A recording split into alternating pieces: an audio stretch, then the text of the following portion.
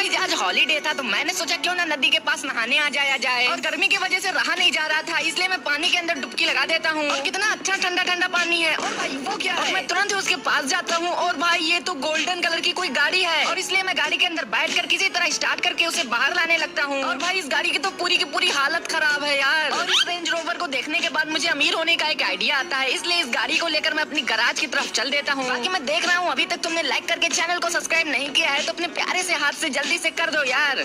और मैंने इसे अपने गैराज में अच्छे से खड़ा कर दिया है और बाहर से कुछ सामान लाकर इसकी रिपेयरिंग शुरू कर देता हूँ। और मैंने एक हफ्ते के अंदर इसको अच्छे से रिपेयर कर दिया है और कितनी ज्यादा हार्ड लग रही है यार। और अब मैं इसे बेचकर बनूंगा अमीर। बाकी पार्ट 2 कल आ जाएगा, तुम लोग लाइक सब्सक्राइब कर